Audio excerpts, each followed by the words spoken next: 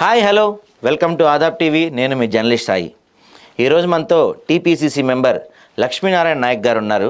ఒకసారి కాంగ్రెస్ పార్టీ ఏడాది పరిపాలన గురించి, కాంగ్రెస్ పార్టీ ఏడాది పరిపాలనలో బంజర్ వర్గం వాళ్ళు ఎంత ఆనందంగా ఉన్నారు, వీళ్ళకి రావాల్సినవి అన్నీ వచ్చినాయా, హామీ ఇచ్చినంత జరుగుతున్నాయా, అసలు ఇవన్నీ విషయాల గురించి ఒకసారి సార్తో మాట్లాడదాం మనం. నమస్తే అండి. నమస్కారం సాయి గారు. ఉన్నారు? బాగున్నాను. సో మొత్తం మీద మీ కాంగ్రెస్ పార్టీ అంటే మీరు 25 సంవత్సరాల నుంచి కాంగ్రెస్ పార్టీలో ఉన్నారు. మధ్యలో మీకు చాలా ఆఫర్లు వచ్చినాయి, చాలామంది పిలిచారు, ఎంపీ ఇస్తా అన్నారు, రకరకాల ఆఫర్స్ అన్నీ వచ్చినప్పటికీ కూడా కాంగ్రెస్ పార్టీలో ఉన్నారు, అధికారం సాధించుకున్నారు ఇప్పుడు మొత్తానికి. సో ఎలా ఉంది ఈ 1 year అధికారం? ఈ 1 year అధికారము ఖచ్చితంగా గత 9 సంవత్సరాల కేసీఆర్ పాలనతో పోల్చుకుంటే ప్రజలకు అన్ని అంశాల్లో 6 గ్యారంటీలు కావచ్చు, 66 హామీలు కావచ్చు, what ever it may be, ప్రతిదీ కూడా ప్రజలకు చేరవేసేందుకు రేవంత్ రెడ్డి గారి నాయకత్వంలోని కాంగ్రెస్ పార్టీ ప్రభుత్వము అన్ని విధాలుగా ప్రయత్నం చేస్తూ ఉన్నది. అందులో కొన్ని పథకాలు అంటే మన ఉచిత బస్సు కావచ్చు, లేకుంటే 500 రూపాయలకే సిలిండర్ కావచ్చు, లేకుంటే 200 యూనిట్స్ కరెంట్ ఫ్రీ కావచ్చు, లేకుంటే ఆరోగ్యశ్రీ సంబంధించింది 10 లక్షలు, అంతకుముందు 5 లక్షలు ఉండే ఒక కుటుంబానికి, ఒక సంవత్సరానికి 5 లక్షలు ఉండే, అది 10 లక్షల రూపాయలు కావచ్చు. ఇట్లా ఇవి 100% అయిన పథకాలు ఇవి. దీంట్లో మన రైతు రుణమాఫీకి సంబంధించింది ముఖ్యంగా దాదాపు 80 నుండి 90% అది కంప్లీట్ అయిపోయిందని చెప్పొచ్చు. సో ఆ రకంగా 6 గ్యారంటీల విషయంలో కానీ, లేకుంటే మిగతా ఏదైతే ఇప్పుడు ఇందిరమ్మ ఇళ్ళ విషయంలో కావచ్చు, లేకుంటే వృద్ధులకు పెన్షన్ ఇచ్చే కార్యక్రమం కావచ్చు, లేకుంటే రైతు ఇప్పుడు భరోసా అని చెప్పేసి అది, లేకుంటే భూమి లేని వారికి కూడా 12,000 రూపాయలు ఇచ్చే కార్యక్రమం, ఇట్లా ప్రజలకు ఇచ్చిన హామీని దాదాపు అన్నిటిని కూడా తూచా తప్పకుండా పూర్తి స్థాయిలో ప్రజలకు అందించేందుకు కాంగ్రెస్ పార్టీ ప్రయత్నం చేస్తూ ఉన్నది. ఒక సీనియర్ మోస్ట్ కాంగ్రెస్ కార్యకర్తగా, ఒక కాంగ్రెస్ లీడర్గా నాకైతే గత పాలనతో పోల్చుకుంటే మంచిగా ఉన్నట్లు నాకు అనిపిస్తూ ఉన్నది. అంటే ఎందులో మంచిగా ఉంది గత పాలనతో పోల్చుకుంటే మీకు? అంటే ఒక వర్గం ఇప్పుడు సపోజ్ మీరు చెప్పారు ఇందాక 6 గ్యారెంటీల్లో ఒక 4 పథకాలు అయితే 100% అమలు అయిపోయినాయి అన్నారు. ఇప్పటికీ మొన్న కేటీఆర్ సవాల్ చేస్తున్నాడు, ఏ గ్రామానికైనా వెళ్దాం, ఏ మండలానికైనా వెళ్దాం, 100% ఒక గ్రామంలో అయినా మండలంలో అయినా 100% రుణమాఫీ పూర్తి అయితే నేను రాజీనామా చేస్తాను అంటున్నాడు. మరి దానికి మీరు ఎవరైనా సిద్ధంగా ఉన్నారు? ఒక్కళ్ళన్నా ముందు రాలేదు మీ పార్టీ నుంచి? ఇప్పుడు రాజీనామాల గురించి ఏ గ్రామానైనా పోయి పరిశీలిద్దాము, ప్రజల అభిప్రాయం తీసుకుందామని చెప్పేసి కేటీఆర్ గారు మాట్లాడే ముందు, వారు 2014 తెలంగాణ వచ్చేసిన తర్వాత 1 సంవత్సరంలో వారు ఏమేం చేశారు, వారు గత చరిత్రను రికార్డును బయటికి తీస్తే బాగుంటుంది. ఎందుకంటే వారికి ఎట్లయిపోయిందంటే కేటీఆర్ గారి పనితనము, లేకుంటే వారి కోరిక ఏమైపోయిందంటే, వారు ఆకాశం నుండి ఒకేసారి దడేల్మని కింద పడ్డట్లు అయిపోయింది వారి పని. ఎందుకంటే కేసీఆర్ గారు 10 సంవత్సరాల పరిపాలన చేసిన తర్వాత ఈసారి ఖచ్చితంగా బీఆర్ఎస్ పార్టీ అధికారంలోకి వస్తుంది, బీఆర్ఎస్ అధికారంలోకి వస్తే నేనే ముఖ్యమంత్రి అని చెప్పేసి ఆయన మనసులో కలలు కంటా ఉన్నాడు. వాళ్ళ కార్యకర్తలు కూడా బాటంగా బయట చెప్పిన సందర్భాలను మనం గమనించినాం. అయితే ప్రజలు ఏంటంటే వీరు చేసిన తప్పిదాలను, వాళ్ళ నాయన గారు కేసీఆర్ గారు చేసిన తప్పిదాలను, వారి కుటుంబం కవిత గారు కానీ, హరీష్ రావు గారు కానీ, వారు చేసిన తప్పిదాలను, శిశుపాలుడి తప్పులు 100 తప్పులు చేస్తే కృష్ణుడు శిరచ్ఛేదం ఎట్లా చేస్తారో అట్లా వీళ్ళు తమకు ఇట్లా రాజకీయ శిరచ్ఛేదం అయిద్దాం అని చెప్పేసి వీళ్ళు భావించలేదు. అయితే ఆల్ ఆఫ్ ఏ సడన్గా ఆ కుర్చీ వస్తుంది, ముఖ్యమంత్రి సీట్ వస్తుంది అనుకున్న కేటీఆర్ గారు టపిమని చెప్పేసి ప్రతిపక్షంలో పోయేసరికి వారికి ఏం చేయాలో అర్థం కావట్లేదు. నిజానికి ప్రజలకు మనం బాగా ఒకసారి చరిత్రను పరిశీలించాలి. కేసీఆర్ గారు ముఖ్యమంత్రి అయిన తర్వాత ప్రజలు ఏ పథకం గురించి అడిగినా సరే వారు ఒక మాట చెప్పేటోళ్ళు, కేసీఆర్ గారు ఒక మాట చెప్పేటోళ్ళు, ఏందే మనం మొన్ననే పుట్టినాం కదా, ఇప్పుడే పుట్టినోడే వెంటనే నడుస్తాడా, నడిచినోడు వెంటనే ఉద్యోగం చేస్తాడా, ఉద్యోగం చేస్తే వెంటనే నీళ్ళు కట్టేస్తాడా, మనకు కొంత టైం ఏమైనా ఉండొద్దా అని చెప్పేసి కేసీఆర్ గారు ఎదురు ప్రశ్న వేసేవారు. కానీ మరి మీరు రేవంత్ రెడ్డి ఎలక్షన్ ప్రచారంలో దాదాపుగా ఇప్పుడు ముఖ్యమంత్రిగా ఉన్నారు, ఆయన ఎలక్షన్ ప్రచారంలో మేము అధికారంలోకి వచ్చిన 100 రోజుల్లోపే హామీలు నెరవేరుస్తూ ఉన్నారు. ఆయన తెలియదా మరి ఇదంతా? కళలు కనడంలో తప్పు లేదు, కళ్ళు కన్నారు అంతే, అయితే చేస్తామని చెప్పారు. కనడంలో తప్పు లేదు, అది కూడా పాజిటివ్ కళలు. ఇప్పుడు నేను కళలు కంటం వేరు, ప్రజలకు హామీలు ఇస్తాం వేరు కదండి. ప్రజలకు ఒక హామీ, ముఖ్యమంత్రి స్థాయిలో ఇప్పుడు ఆయన ఒక ముఖ్యమంత్రి క్యాండిడేట్గా ప్రచారం నిర్వహించారు. ముఖ్యమంత్రి స్థాయిలో ఉండి ఆయనకి ప్రజలకు హామీలు ఇస్తున్నప్పుడు కళలుగానే హామీలు ఎట్లా ఇస్తారు ఆయన? అందులో మీరు గమనించండి, అంటే కొన్ని హామీలు, ఫర్ ఎగ్జాంపుల్ ఉచిత బస్సు. ఇప్పుడు మీరు చెప్పిన ఉచిత బస్సు బాగానే చేశారు మీరు అంటున్నారు. మనం మీ కాంగ్రెస్ పార్టీ నాయకులు ఎవరన్నా ఈ సవాలు సిద్ధం అంటే రండి మనం వెళ్దాం ఒక్క చోటకైనా. ఇప్పుడు కాదు, సంక్రాంతి అప్పుడు కానీ, దసరా అప్పుడు కానీ, సెలవులప్పుడు కానీ బస్సుల్లో ఎప్పుడు లేనంతగా జుట్లు పట్టుకొని కొట్టుకోవటం, తోసుకోవటం, మహిళలు కొట్టుకోవడం ఇవన్నీ మరి చూస్తున్నాం కదా. ఉచిత బస్సు ఇచ్చారు కానీ ఎన్ని బస్సులు వేసి కొత్త బస్సులు వేశారు తెలంగాణలో కాంగ్రెస్ పార్టీ వచ్చింది. కేసీఆర్ గారు బస్సు డిపోలను రద్దు చేసేసి బస్సు మొత్తాన్ని ప్రైవేటైజేషన్ చేసేసి అసలు వ్యవస్థను బస్ డిపోలకు ఉన్న ల్యాండ్స్ ఉన్నాయి చూడండి వాళ్ళ వంది మాగదులకు ఇచ్చేసి ఆ వ్యవస్థనే నాశనం చేద్దామని చెప్పేసి కేసీఆర్ గారు అనుకుంటే ఆ వ్యవస్థను నిలబెట్టేసి దానికి ఇప్పటికీ 400 బస్సులు కొన్నాము, ఇంకా 1000 బస్సులు కాంగ్రెస్ పార్టీ కొనబోతా ఉన్నది. అయితే ఆ ఆర్టీసీ వ్యవస్థను కూడా నిలబెట్టేసి మీరు ఒకటి బాగా గమనించండి. ఆర్టీసీలో అంటే ఒక అంశం ఏంటంటే కొన్ని ఏరియాలలో రద్దీ ఎక్కువైపోయినప్పుడు ఉన్న బస్సులలో పబ్లిక్ ఎక్కువ ఎక్కుతున్నప్పుడు వాళ్ళ మధ్యలో మన దీంట్లో బస్సులు దీని ప్రయాణికుల మధ్యలో ఘర్షణ జరుగుతున్న మాట వాస్తవం, నేను ఒప్పుకుంటాను. కానీ అక్కడ ఇక్కడ ఏదో ఒక 100 మందిలో ఒకరు ఇద్దరు 1 or 2% జరిగే ఇన్సిడెంట్స్ను అసలు బస్సులలో మొత్తం ఇట్లే జరుగుతున్నది, ఇట్లే పంచాయతీ జరుగుతుందని చెప్పేసి ఎవరైతే బయట వాళ్ళు చూపిస్తున్నారు చూడు, అది శుద్ధ తప్పండి. ఇప్పుడు ఫ్రీ బస్సు మూలంగా ఏం జరిగిందో మీకు ఒక్కటి చెప్తాను. ఫ్రీ బస్సు మూలంగా మహిళలు ప్రయాణం ఎక్కువ చేస్తున్నారు, మనందరికీ తెలిసిన విషయం. మహిళలు బయటికి వస్తేనే షాపింగ్స్ అనేటివి అన్నీ జరుగుతాయి. అంటే అన్ని చిన్న చిన్న వ్యాపారాలు, అది కూడా పెద్దవి కూడా కాదు. అంటే ఏదైనా ఒక వర్గం, ఇప్పుడు కిరాణా షాపు నడిపిస్తూ ఉన్నాడు అంటే వాడి ఇంటికి 4 రూపాయలు రావాలంటే వాడి వ్యాపారం జరగాలి. ఏదైనా ఇప్పుడు పప్పు దినుసులు కానీ లేకుంటే కుటుంబానికి సంబంధించిన కూరగాయలు కానీ ఏదైనా వస్తువులు కానీ రావాలంటే ఎవరు కొనేటోడు ఒకడు ఉండాలి. ఈ అమ్మలు బయటికి వచ్చేసి ప్రయాణం చేస్తుండడం మూలంగా మీరు ఆ మాటకు వస్తే మీరు సనాతన ధర్మం అని చెప్పేసి మోడీ గారు ఏదో బాగా చెప్తా ఉన్నారు కదా, ఆ ధర్మానికి అమ్మలు గుడికి పోతున్నారు, గుడికి పోయి ధర్మాన్ని కూడా కాపాడుతూ ఉన్నారు. అంటే బస్సుల యొక్క ఆర్టీసీ యొక్క బస్సుల యొక్క ఆక్యుపెన్సీ రేషియో 90% పెరిగిందండి. ప్రతి ఏ బస్సు కూడా ఖాళీ పోవట్లేదు, ఉన్న బస్సులన్నీ కూడా బరాబర్ అన్ని బస్సులన్నీ కూడా నడుస్తున్నాయి. సో ఆర్టీసీకి ఆదాయం వస్తున్నది. ఏదైతే ప్రయాణికుడు ఇవ్వని డబ్బు ఏదైతే ఉన్నదో రేవంత్ రెడ్డి గారి ప్రభుత్వం ఆర్టీసీ డిపోకి ఇవ్వడం మూలంగా ఈరోజు ఆర్టీసీ ఒక పాజిటివ్ ఆదాయంలోకి వచ్చింది. తద్వారా ఇంకా కొన్ని బస్సులు కొనే ప్రయత్నం మన గవర్నమెంట్ చేస్తూ ఉన్నది. ఆ బస్సులు కూడా మహిళా సంఘాల ద్వారా గత 9 సంవత్సరాల కాలంలో మహిళా సంఘాలకు అసలు అడ్రస్ లేకుండా పోయింది. ఇప్పుడు మహిళా సంఘాలకు మళ్ళీ పునరుజ్జీవనం చేసేసి వాటి ద్వారా ఆర్టీసీ బస్సులను కొనిపించేసి మళ్ళీ మరింత బస్సులు నడిపించే కార్యక్రమం.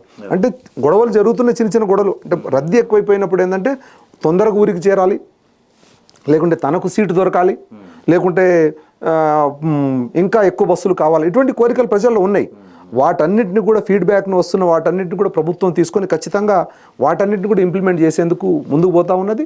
ఖచ్చితంగా ఫ్రీ బస్సు మూలంగా ఎవరెన్ని కామెంట్లు చేసినా సరే సమాజానికి మేలు జరుగుతున్నది, అమ్మలకు మేలు జరుగుతున్నది. పార్టీకి కూడా ఒకరిద్దరు చెడు మాట్లాడింది సోషల్ మీడియాలో బయటకు చూపిస్తారు, కానీ ఇప్పుడు మంచిగా బస్సు బాగుందని చెప్పేసి ఏమన్నా చెప్తుందా? ఒకరు పుసుకుని చెప్పినా సరే ఎవరైనా సోషల్ మీడియాలో దాన్ని ప్రచారం చేస్తారా? ఎందుకంటే నెగిటివ్ అట్రాక్ట్స్, పాజిటివ్ అనేది ఇట్ గోస్, ఇట్ పర్కులేట్స్. ఆ రకంగా పాజిటివ్ అనేది సమాజంలో పోతాం. సో మీరు చెప్పినట్టు అంత పాజిటివ్ సమాజంలో పోతుంటే గ్రామ సభల్లో ఎందుకు అన్ని చోట్ల వ్యతిరేకత వ్యక్తం అవుతుంది మీ పైన? ఎగ్జాక్ట్లీ. ఈరోజు మీరు పేపర్ను గమనించారు, నిన్నటి పేపర్ అనుకుంటాను. 4350 గ్రామాల్లో గ్రామ సభలు జరిగితే దాదాపు 450 గ్రామాల్లో గొడవలు జరిగిందని చెప్పేసి ఆన్ రికార్డ్ వచ్చింది. 10% వ్యతిరేకత వచ్చినట్టే. ఆల్రెడీ వ్యతిరేకత కాదు, ఇక్కడ మనం దీన్ని బాగా అర్థం చేసుకోవాలి. ఇప్పుడు ఇంతకుముందు ఒక్కటండి, ఈ గ్రామ సభలు అనేది కాంగ్రెస్ రాజశేఖర రెడ్డి ప్రభుత్వంలో ఉండే, మళ్ళీ 9 సంవత్సరాల కాలంలో ఎప్పుడన్నా సరే అందరు జనాలందరూ ఒక గ్రామానికి సంబంధించిన వాళ్ళు రచ్చబండ దగ్గర కూర్చొని ఎవరన్నా ఎప్పుడన్నా మాట్లాడిరా అండి?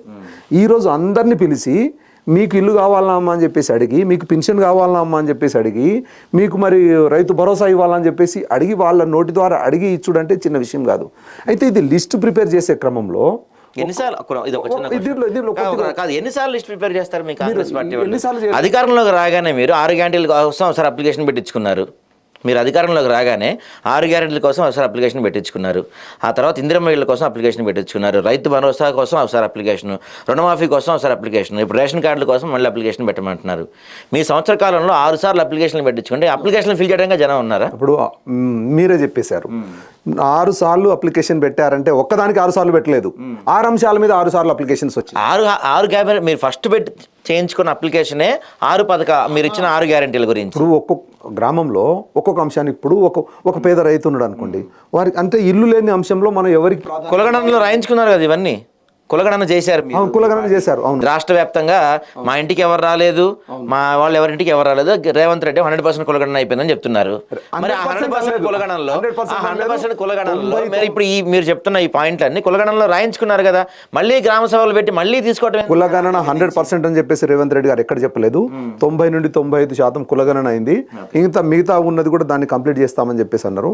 అంటే అప్లికేషన్స్ ఇప్పుడు ఈ గ్రామ సభలు ఇప్పుడు ఒకవేళ మీరు అడిగినట్లే, ఒకవేళ ఇంతకుముందు ఏదైతే కులగణన సర్వేలో చేసినప్పుడు తీసుకున్న ఇన్ఫర్మేషన్ ప్రకారము మల్లయ్యకు ఎల్లయ్యకు చంద్రమ్మకు మనం ఇల్లు ఇస్తామని చెప్పేసి మనం ఈరోజు ఇచ్చుంటే ఇదే ప్రతిపక్షాలు ఏమని చెప్పేటి తెలుసా, కనీసం ప్రజలకు ఇన్ఫర్మేషన్ ఇవ్వకుండా, వీళ్ళతో మాట్లాడకుండా, వీళ్ళు కాంగ్రెస్ వాళ్ళే, కాంగ్రెస్ పార్టీ కార్యకర్తలనే వాళ్ళ ఇంట్లో కూర్చొని రాసిరని చెప్పేసి చెప్పేటోళ్ళు.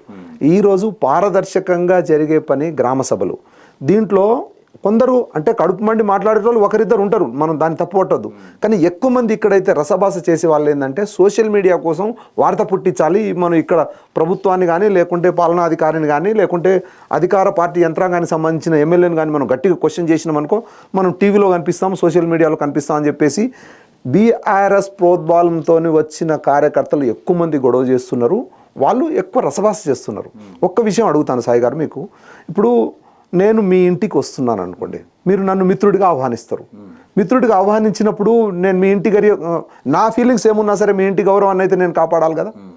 ఇప్పుడు ప్రభుత్వం కూడా ఒక పథకం ఇస్తా అని చెప్పేసి పిలిచినప్పుడు వచ్చే వ్యక్తి మర్యాదపూర్వకంగా అమ్మ నాకు కూడా ఇల్లు కావాలని చెప్పేసి అడగడంలో తప్పులేదు. కానీ వచ్చి అక్కడ ఇష్యూను ఒకవేళ రసభాస చేస్తూ ఉండంటే పాయింట్ ఏంటంటే ఆ ప్రోగ్రామ్ ఫెయిల్ అయిపోవాలి. ఫెయిల్ అయిపోతే అర్హుడైన వాడు ఎవడని, ఇప్పుడు ఒక మల్లయ్య అనేటోడు ఉంటాడు, పాపం ఆయన సరిగ్గా మాట్లాడు, కానీ ఆయన అప్లికేషన్ ఇవ్వడానికి వచ్చిండు. ఇప్పుడు చంద్ర అనేటోడు లొల్లి పెట్టేటోడు ఉంటాడు, అంటే వీడు లొల్లి పెట్టేసి మళ్ళీ యొక్క అవకాశాలను కూడా దెబ్బతీసే కార్యక్రమం ఇప్పుడు బీఆర్ఎస్ పార్టీ ద్వారా గ్రామ సభల్లో జరుగుతూ ఉన్నది. ఈ వేదిక ద్వారా మనకు ఆదాబ్ హైదరాబాద్ ద్వారా బీఆర్ఎస్ పార్టీ నాయకులకు కూడా ఈ సందర్భంగా వాళ్ళకు కోరుతున్నాను, మనం గొడవ పెట్టుకోవడం అని కాదులే, కానీ సరి అయిన ఒక నిర్మాణాత్మకమైన ప్రశ్నతో రండి. ఖచ్చితంగా దానికి సరి అయిన జవాబు కాంగ్రెస్ పార్టీ చెప్పకపోతే బరాబర్ మేము నిలబడతాం. కానీ ఆ ఇష్యూను చెడగొట్టాలి, అక్కడ అంశాన్ని చెడగొట్టాలనే ఉద్దేశంతో ఒకవేళ మీరు పంపిస్తే మీరే ఫెయిల్ అయిపోతారు. ఎందుకంటే చంద్రయ్య అనే వ్యక్తి నీ ప్రోద్బలంతో ఈరోజు అక్కడ లొల్లి పెట్టుకొని తనకు ఒకవేళ రేపు ఇల్లు రాలేదనుకో, 4 సంవత్సరాలు అయితే రేవంత్ రెడ్డి గారి ప్రభుత్వం కాంగ్రెస్ పార్టీ ఉంటుంది కదా అక్కడ అధికారంలో. అంటే ఈ సీజన్లో చంద్రయ్యకి ఇల్లు రాకుండా ఖరాబ్ చేస్తున్నది ఎవరు? కేటీఆర్ గారికి ఏమో 4 ఫామ్ హౌస్లు, 4 ఇళ్ళు, 4 కథలు ఉంటాయి. కానీ ఊర్లో ఉన్న ఒక మల్లయ్యకు ఎల్లయ్యకు మాత్రం ఈయన రెచ్చగొట్టిన వ్యక్తి మాత్రం అక్కడ గొడవపడి అవసరమైతే వీళ్ళ పేరు మీద పోలీస్ కేసు కావాలా, వీళ్ళు అట్లే చేసిరండి. ఎక్కడ పడితే అక్కడ రైతులను రెచ్చగొట్టడం, అమాయకులను రెచ్చగొట్టడం, మీరు పోయి గొడవ చేయండి అని చెప్పేసి మనం చూసినాం కదండి కొడంగల్లో. అంటే ఇప్పుడు నాదో డౌట్ అండి, రైతులకు ఎటువంటి వ్యతిరేకత లేనప్పుడు ఎవరో నాలాంటోడో ఇంకోలాంటోడో వెళ్ళి రెచ్చగొడితే రెచ్చిపోతారు రైతులు? అట్లని కాదు, వాళ్ళు అమాయకులే, వాళ్ళకి ఇన్బిల్ట్ ఎంతో కొంత వ్యతిరేకత ఉండి ఉంటుంది. రుణమాఫీ ఇంకా 2 లక్షల లోపు పూర్తి రుణమాఫీ కాలేదు, చాలా చోట్ల టెక్నికల్ ప్రాబ్లం ఉందని చెప్పి ఇప్పటికీ అవి చాలా ఉన్నాయి, మేము ఒప్పుకుంటున్నాం కదా. ఎన్ని రోజులు ఉంటుంది టెక్నికల్ ప్రాబ్లం? నెల, 2 నెలలు, 3 నెలలు, 13 నెలలు అయింది వచ్చి, ఇంకా టెక్నికల్ ప్రాబ్లం కొనసాగుతూనే ఉంది. ఇది అవ్వకముందే మళ్ళీ రేపు 26 నుంచి రైతు భరోసా ఇస్తామని చెప్తున్నారు. ఎన్నికల హామీలో 15,000 ఇస్తామన్నారు, ఇప్పుడు దాన్ని 12,000కి చేశారు. ఆల్రెడీ మనకి 2 పంటలు అయిపోయినాయి, 3వ పంట యాసంగి కూడా వచ్చేస్తుంది. ఇప్పుడు మీరు రుణమాఫీ ఇవ్వటం మొదలు పెడితే అంటే ఈ 3 కల్పిస్తారా? గతం వాటికి 15,000 సంగతి ఏమైంది? ఇక్కడ కూడా మళ్ళీ రైతులను మోసం చేస్తుంది కదా కాంగ్రెస్ పార్టీ. అంటే ప్రశ్నకు ప్రశ్న వేయడం కరెక్ట్ కాదు, కానీ కొన్నిసార్లు వేయాల్సి వేయండి. ఎందుకంటే ఇప్పుడు కేసీఆర్ గారు ఉద్యమ నాయకుడు ఉన్నప్పుడు ఇందిరమ్మ ఇళ్ళ గురించి చాలా నెగిటివ్గా మాట్లాడుకుంటూ, అల్లుడు వస్తే ఎక్కడ పంటాడు, ఆలు మొగలు ఇద్దరు కాలు చాపి పడుకుంటేనేమో గల్మవుతలేమో కాలు బయటకుంటుంది, కేసీఆర్ రాగానే డబుల్ బెడ్రూమ్ ఉంటుంది, మనము గొర్రె పిల్లలను ఒక చోట కట్టుకోవచ్చు, అల్లుడు వస్తే ఒక రూమ్లో ఉండొచ్చు, ఒక కిచెన్ ఉంటుంది, ఒక డైనింగ్ హాల్ ఉంటుంది అని చెప్పేసి ఇన్ని చెప్పిన కేసీఆర్ గారు, నేను జనగాంలో ఉంటానండి, మా జనగాంలో చుట్టుపక్కల ఏ గ్రామానికి పోయినా సరే నాకు తెలిసి దాదాపు 10% కన్నా ఎక్కువ పీపుల్ కేసీఆర్ ఆయన కట్టించిందే చాలా తక్కువ. ఆ ఇళ్లలో ఇప్పటికీ ఒక్కరు లేరు. ఎందుకంటే వారేం చేశారంటే కాంట్రాక్ట్కు బెనిఫిట్ అయ్యేలాగా ఒక ఏరియా మొత్తాన్ని జనగాం మొత్తంలో, జిల్లా మొత్తంలో ఒకరే ఇల్లు కట్టేటట్టు, అంటే కాంట్రాక్టర్ ఏం చూసుకున్నాడు, కనీసం బేస్మెంట్ లెవెల్ కనీసం 3 ఫీట్లు లేపకుండా ఇల్లు కట్టేసి జనాలకు హ్యాండ్ ఓవర్ కూడా జరగలేదండి, ఇప్పటికీ హ్యాండ్ ఓవర్ కూడా జరగలేదు.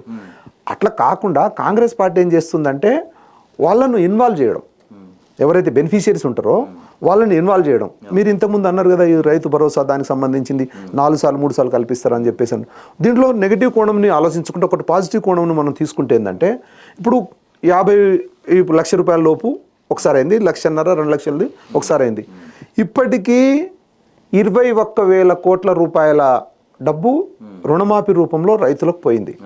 ఆన్ అండ్ యావరేజ్గా మనము ఒక 1,00,000 రూపాయలు రైతు రుణమాఫీ అయిన రైతు గురించే తీసుకుందాం. మనం 1,00,000 రూపాయలు ఒక ఇంటికి కానోడి సంగతి పక్కన పెడితే వచ్చినోడిది. ఇప్పుడు వారికి ఎకరానికి రైతు భరోసా అనేది కేసీఆర్ రూపంలో ఇచ్చేది ఎంత అండి? 10,000 రూపాయలు. అంటే ఒక సంవత్సరం మొత్తంలో, అంటే 5 సంవత్సరాల కాలంలో ఎంత ఇస్తారండి? 50,000 రూపాయలు ఇస్తారు. మేమేం చేసినాం? 1,00,000 రూపాయలు రుణమాఫీ చేసినాం. అంటే ఒక రైతుకు ఒకవేళ ఎకరం రైతు భరోసా అంశంలోనే మనం దీన్ని పోల్చుకుంటే 10 సంవత్సరాల కాలానికి సంబంధించిన ఒక ఎకరానికి సంబంధించిన రైతుకు 10 సంవత్సరాల కాలానికి సంబంధించినంత రైతు భరోసా ఇచ్చేసినాం మేము. ఏది? రుణమాఫీ రూపంలో. చంద్రనోడికి అంటే దాని గురించి కూడా చాలా సింపథెటిక్గా కాంగ్రెస్ పార్టీ ఆలోచిస్తూ ఉన్నది, బరాబర్. దానికి పరిష్కారాలు చూపిస్తాం. కానీ 1 సంవత్సరంలో కాంగ్రెస్ పార్టీ చేసినంత లాభం బీఆర్ఎస్ పార్టీ మొదటి సంవత్సరంలో చేయలేదండి. బీఆర్ఎస్ పార్టీతో అసలు ఎందుకు కంపేర్ చేస్తున్నారు మీరు? ఇప్పుడు బీఆర్ఎస్ పార్టీ అనేది అసలు పరిపాలనకి పనికిరాదు అని చెప్పే కాంగ్రెస్ పార్టీకి పట్టం కట్టారు. జనమందరూ కూడా బీఆర్ఎస్ని తరిమేశారు. ఓ రకంగా చెప్పాలంటే పార్లమెంట్ ఎన్నికల్లో వాళ్ళు 0కి పరిమితం చేశారు. ప్రతిసారి రేవంత్ రెడ్డి కానీ మీ మంత్రులందరూ, మీ పార్టీ నాయకులందరూ బీఆర్ఎస్ ఎందుకు పోల్చి చూసుకుంటారు? ఈ విషయం కేటీఆర్ గారికి ఎందుకు అర్థం కావట్లేదండి? మమ్మల్ని మీరు 5 సంవత్సరాలు నోరు మూసుకొని ఉండండి, మీరు ఇంట్లో పండండి, రేవంత్ రెడ్డికి అడ్డం రాకండి అనేది కదా రిజల్ట్ ఇచ్చింది. మరి రేవంత్ రెడ్డికి అడ్డం రావద్దని రిజల్ట్ ఇవ్వాల. మీరు పరిపాలనకి పనికిరారని చెప్పి రిజల్ట్ ఇచ్చారు. కానీ ప్రతిపక్షంలో ఉన్న వాళ్ళ బాధ్యత మిమ్మల్ని ప్రశ్నిస్తూనే ఉంటారు ఖచ్చితంగా. ప్రశ్న అంటే దేనికైనా సమయం ఇవ్వాలండి. సంవత్సరం ఇచ్చారు కదా. సంవత్సరంలో ఏ చరిత్రలో 100 రోజుల్లో చేస్తామని చెప్పారుగా మీరు. మేము హామీ ఇచ్చిన దాంట్లో దాదాపు మేము more than 50% మేము అందుకున్నాం. మామూలుగా మనం మ్యాథమెటిక్స్లో గణితం చేస్తాం. 0.5 + 1 0.5 0.6 ఉందంటే ఇట్ ఈస్ 1. 0.4 అంటే 0 మళ్ళీ. సో మేము 6 గ్యారంటీలలో మేము 4 గ్యారంటీలు రాగానే ఫస్ట్ డేనే చేసి పారేసినాం. ఇన్ అదర్ వర్డ్స్ మేము 100% మేము ఆ లెక్కలో మ్యాథమెటికల్ పాయింట్ ఆఫ్ వ్యూలో చూసినప్పుడు మేము 100% రీచ్ అయినట్లే. ఎందుకంటే 4 హామీలు మేము కంప్లీట్ చేసేసినప్పుడు 4 హామీలు పూర్తి అవ్వలేదు. అక్కడ కూడా అయినాయి. సగమే మీరే ఒప్పుకున్నారు ఇందాక. కొంత టెక్నికల్ ఇష్యూస్ ఉన్న చోట కొన్ని చోట్ల 1,00,000 అయి ఉండొచ్చు. రైతు భరోసా ఇంకా 12,000 చేశారు. ఇవి మరి సగం ఇవ్వటమే కదా ఇవన్నీ. అంటే వీటన్నిటిని కూడా పూర్తి స్థాయిలో అందుకునేందుకు ప్రయత్నం చేస్తాం. అయితే మీ ద్వారా ప్రజలకు, మన వ్యూవర్స్కి తెలియజెప్పేది ఏంటంటే, వచ్చిన ప్రభుత్వానికి ఆదాయము, ఖర్చులు. సో మన ఇంట్లో మన బిడ్డకు చెప్తాం, బిడ్డ నువ్వు ఈ వచ్చే దసరాకు నీకు బంగారం వడ్డాణం చేసి పెడతాం బిడ్డ అని చెప్పేసి తండ్రి కోరిక ఉంటుంది, తప్పులేదు. కానీ తీరా అప్పటికి ఆదాయం వచ్చేసరికి కడియం వరకే వస్తుంది, కంకణం వరకే వస్తుంది. అంటే నాయనా నువ్వు వడ్డాణం చేసి ఇస్తాను వాగ్దానం మర్చిపోయినా అంటే నీ మీద ప్రేమ ఎక్కువరా, నీకు ఇద్దామని చెప్పేసి అనుకున్నాను, కానీ ఈ మాత్రంతో ఇప్పుడు సరిపుచ్చుకో, మిగతాయి కూడా చేసి పెడతా అని చెప్పేసి. ఇది తండ్రి పాత్ర ఈరోజు కాంగ్రెస్ పార్టీ. మంచి పాయింట్ చెప్పారు, మీరే మంచి పాయింట్ చెప్పారు. ఇప్పుడు ఆదాయం సరిగా లేదు కాబట్టి ఇవ్వలేకపోతున్నాం అన్నారు.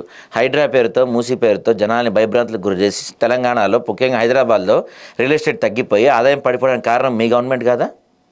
రియల్ ఎస్టేట్ తగ్గిపోవడానికి ఇది స్థూలంగా కేవలం హైదరాబాద్ సంబంధించిన విషయం కాదు, దేశ జీడిపికి సంబంధించింది కావచ్చు, లేకుంటే మనం జీడిపి గ్రోత్ అని చెప్పేసి అంటాం.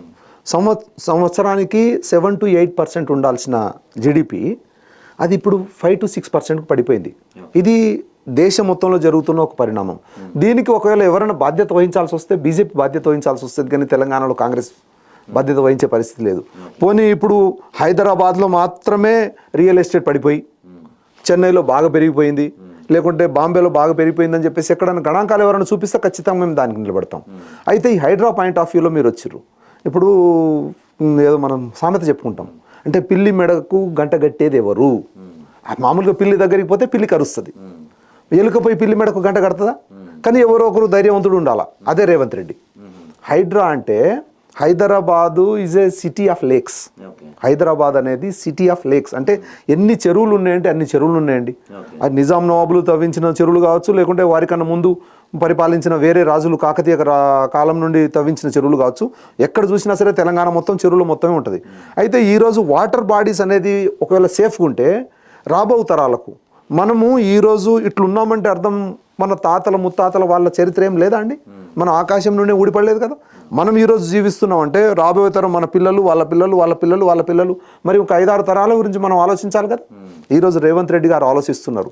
ఏమైనా కానీ ఈ హైడ్రా విషయంలో చెరువులలో ఎవరైతే నిర్మాణాలు అక్రమంగా చేపట్టిరో ఆ నిర్మాణాలను తీసేయాలి. ఈ విషయం ఒకవేళ ప్రభుత్వము ఈ నిర్మాణాల మీద కరెక్ట్ నిర్ణయం తీసుకుంటే, అంటే పర్మిషన్ ఇచ్చేటప్పుడు అన్నిటిని జాగ్రత్త తీసుకుంటే, రాబో కాలంలో ఎవరైనా ఆఫీసర్స్ ఎవరైతే లంచగొండీలు వాళ్ళు ఉంటారు చూడండి, అంటే నన్ను ఎవరు చూస్తారు అని చెప్పేసి పిల్లి కళ్ళు మూసుకొని పాలు తాగినట్టు తాగేటోళ్ళు కొంతమంది అధికారులు ఉంటారు. వాళ్ళు నీకు పర్మిషన్ ఇచ్చేస్తాను నువ్వు కట్టుకోపోని చెప్పేసి అంటారు చూడు. ఇవ్వాలట్టుండి రేవంత్ రెడ్డి గారు తీసుకున్న ఈ నిర్ణయం తర్వాత ఖచ్చితంగా ఏ అధికారి అయినా సరే తన ఓవర్ హ్యాండెడ్నెస్ను చూపించాడు. కానీ ఇప్పుడు మీరు చెప్పిన దాని ప్రకారం హైడ్రా పడేసిన నీళ్ళ వల్ల పేదవాళ్ళు మధ్యతరగతి వాళ్ళు బాధపడ్డారు, కానీ ఒక్క అధికారికైనా శిక్ష పడిందా? మనకి దాదాపుగా రంగనాథ్ గారు చెప్పినట్టు కావచ్చు, లేకపోతే రేవంత్ రెడ్డి చెప్పిన దాని ప్రకారం దాదాపుగా 200 పైన ఇళ్ళు పడేశారు హైదరాబాద్లో. ఎంతమంది అధికారులు నోటీసులు ఇచ్చారు? 600 ఇళ్ళకి పర్మిషన్ ఇచ్చిన అధికారులు ఏం చేస్తున్నారు? ఒక్క హెచ్ఎండి అధికారికి కావచ్చు, ఒక వాటర్ బాడీ అధికారికి కావచ్చు, లేకపోతే ఒక ఎంఆర్ఓ ఒక ఎవరికైనా ఒక్కరికైనా నోటీస్ ఇచ్చారా? ఆఖరికి మనకి నాగార్జున అది అన్కన్వెన్షన్ పడేశారు. కనీసం మరి దానికి పర్మిషన్ ఇచ్చిన వాడికన్నా నోటీస్ ఇచ్చారా? రెవెన్యూ రికవరీ యాక్ట్ ప్రకారం వాడి దగ్గర నుంచి డబ్బులు వసూలు చేశారా? ఇంతకాలం నుంచి నువ్వు ఇట్లా చేస్తున్నావు. కేవలం పేదవాళ్ళవి, బడుగు బలహీన వర్గాల వాళ్ళు, చిన్న వాళ్ళ ఇల్లు కూలగొట్టారు తప్పించి ఒక్క బడా వ్యక్తిదైనా, ఒక మల్లారెడ్డి కావచ్చు, లేకపోతే ఒక అంతెందుకు మీ రేవంత్ రెడ్డి తమ్ముడు కొండలరెడ్డి కావచ్చు, వీళ్ళ ఒక్క బడా వాళ్ళవి అన్న తెలంగాణ రాష్ట్ర వ్యాప్తంగా ఎందుకు హైదరాబాద్లో ఒక్క బడా వ్యక్తి ఇల్లు పడేశారా? కనీసం గోడ పడేశారా? పేదవాళ్ళు అయితే అర్ధరాత్రిళ్ళు ఆదివారాలు జేసీబీలేసుకెళ్ళి వెళ్ళి పడేశారు కదా మీరు. ఇది హైదరాబాద్ అనేది రేవంత్ రెడ్డి గారి ఒకరి సొంత ఆస్తి అండి. ఇది హైదరాబాద్ ప్రజల ఆస్తి. ఇన్ అదర్ వర్డ్స్, దీంట్లో అన్ని పార్టీలకు పూర్తి స్థాయి బాధ్యత ఉన్నది. అంటే ఈ హైదరాబాద్ సుందరంగా ఉండాలి, లేక్స్ పరిరక్షించబడాలి, దీంట్లో ఓవర్ హ్యాండెడ్నెస్ ఎవరైనా ఉంటే వాళ్ళు వెనక్కు తగ్గాలని చెప్పేసి అన్నారు కదా. ఇప్పుడు ఇదేదో బాగు చేసేస్తే మొత్తం రేవంత్ రెడ్డి గారి ఇంట్లోకి వచ్చేసినట్లు కేటీఆర్ గారు ఒక సైడు, బీజేపీ వాళ్ళు ఒక సైడు, ఎంఐఎం వాళ్ళు ఒక సైడు, ఏ రాజకీయ నాయకుడైనా సరే పత్రికల కోసమో, లేకుంటే ప్రచారం కోసమో, లేకుంటే పేద ప్రజలకు అక్కడ ఉన్న వాళ్ళను, అది రాగానే వీళ్ళకి తెలుసు. ప్రతి ఒక్కరు కూడా కాలడ్డం పెట్టే కార్యక్రమం చేస్తూ ఉన్నారు. కానీ రేవంత్, నువ్వు మంచిగా చేస్తున్నావు, ఈ దిశలో ముందుకు పో అని చెప్పేసి ఏ ఒక్క నాయకుడు పెద్దోళ్ళే పడేస్తుంటే అనేవాళ్ళు అందరూ పేదోళ్ళే పడేస్తున్నారు కాబట్టి అడ్డుకుంటున్నారు వాళ్ళు. ఇప్పుడు మీరు చెప్పిన ఎంఐఎం వాళ్ళు కాలేజ్ ఉంది అక్కడ, ఆ కాలేజ్ జోలికి వెళ్ళలేదు, అనురాగ్ యూనివర్సిటీ జోలికి వెళ్ళలేదు, కొండలరెడ్డి వాళ్ళ ఇంటి జోలికి వెళ్ళలేదు అనేది కరెక్ట్ కాదు. ఎందుకంటే దీంట్లో రంగనాథ్ గారు చాలా అంటే నిష్పక్షపాతమైన. అదే రంగనాథ్ గారు ఇప్పుడు మీరు మంచి పాయింట్ చెప్పారు. అదే రంగనాథ్ గారు ఇప్పుడు ఏమంటున్నారు? జూలై ముందు కట్టినవన్నీ సక్రమం, జూలై తర్వాత కట్టేవే అక్రమం అంటున్నారు. అంటే ఇంకా హైడ్రా డిజాల్వ్ అయిపోయినట్టేగా. ఇప్పుడు ఎట్లుందంటే, ఒక సంసారం చేసే తల్లికి జాతికి సంబంధించింది, మతానికి సంబంధించింది, లేకుంటే సమాజానికి సంబంధించింది ఎన్ని బాధ్యతలు ఒక అమ్మ మీద పెడతారో, రంగనాథ్ గారి మీద ఆయన ఒకవేళ అధికారికంగా పూర్తి నిర్ణయాలు తీసుకుంటే ఈ పాటికి సగం హైదరాబాద్ శుభ్రం అయిపోయేది. వారికేమో తీసుకోనికుండా ఆపేసింది మీ గవర్నమెంటేనా? గవర్నమెంట్ కాదు, సమాజం. అది పార్టీ రూపంలో కావచ్చు, లేకుంటే కోర్టు రూపంలో కావచ్చు, లేకుంటే అధికార రూపంలో కావచ్చు, లేకుంటే వ్యవస్థ. మీ పార్టీ ఎమ్మెల్యేలే దాని మీద వ్యతిరేకత వ్యక్తం చేస్తున్నారంట కదండి. అదే చెప్తున్నా కదా. ఇప్పుడు వ్యక్తులను మనం పెట్టడం కన్నా, ఈ కార్యంలో మంచితనం ఉందా లేదా అని చెప్పేసి చూసుడు కన్నా, తమ ప్రచారం కోసం కొంతమంది వచ్చేసి కాళ్ళడ్డం పెడుతున్న మాట వాస్తవము. దాని మూలంగా అది స్పీడ్గా పోయేది కాస్త కొద్దిగా స్లో డౌన్ అయిందేమో, కానీ అది ఆగదు, రివర్స్ కూడా కాదని చెప్పేసి మీ ద్వారా తెలియజేస్తా ఉన్నాను. ఓకే, సరే అండి. మీరు చెప్పినట్టు ఇది కూడా పక్కన పెడదాం మనం. ఇప్పుడు 4th సిటీ కోసం దాదాపుగా ఒక 20 నుంచి 30 వేల ఎకరాల భూసేకరణ చేయబోతున్నారు. ఒక పక్కనేమో ఈ మూసి పునర్జీవనం కోసం దాదాపు 1,00,000 కోట్ల పైనే ఖర్చు పెడతానికి సిద్ధంగా ఉన్నారు. మీరు ఒక డాక్టర్, మీరు ఓకే. తెలంగాణలో గత 10 ఏళ్లలో కేసీఆర్ విద్యకి వైద్యకి కేటాయించిన బడ్జెట్ 4%. వీళ్ళు వచ్చాక అదే 4% విద్యకి వైద్యకి కేటాయించారు. వీళ్ళు వచ్చిన తర్వాత కూడా తెలంగాణలో మనం ఈ సంవత్సర కాలంలో గురుకులాల్లో కావచ్చు, బీసీ వెల్ఫేర్ హాస్టల్లో కావచ్చు, సంక్షేమ హాస్టల్లో కావచ్చు, వారానికి ఒకసారి ఫుడ్ పాయిజన్ అవుతుంది. స్కూళ్ళల్లోకి ఎలకలు వస్తున్నాయి, లేకపోతే పాములు వస్తున్నాయి. ఫుడ్ పాయిజన్ చాలామంది చనిపోతున్నారు. హాస్పిటల్స్ చూస్తే తెలంగాణ వ్యాప్తంగా నేను ఇప్పుడు సవాల్ చేస్తానికి సిద్ధంగా ఉన్నా, మీ కాంగ్రెస్ పార్టీ వాళ్ళని స్వీకరిస్తే ఏ హాస్పిటల్ కన్నా వెళ్దాం మనం. ఒక్క గవర్నమెంట్ హాస్పిటల్లో ఉన్న ఫెసిలిటీస్ ఉన్నాయా? ఇప్పుడు మనకు అర్జెంటుగా 4th సిటీ లేకపోతే మూసీకి 1,00,000 కోట్లు పెట్టేదేదో ఎందుకు వీటికి బెటరు? ఇప్పుడు దావోస్కి కూడా వెళ్ళారు. దావోస్కి కూడా దాదాపు ఒక 1,90,000 కోట్లు ఎంతో తీసుకొస్తున్నామని చెప్తున్నారు. అవి ఎక్కడికి పోతున్నాయి అవన్నీ? ఎందుకు? మనకి బేసిక్గా నీడ్స్ అయినవి, ప్రతి పౌరుడికి బేసిక్ నీడ్స్ విద్య, వైద్యం. ఈ విషయంలో మీ పార్టీ కూడా సేమ్ కేసీఆర్ రూట్లోనే పోతున్నట్టుంది కదా. విద్యా విషయంలో మీరు మంచి ప్రశ్న వేశారు.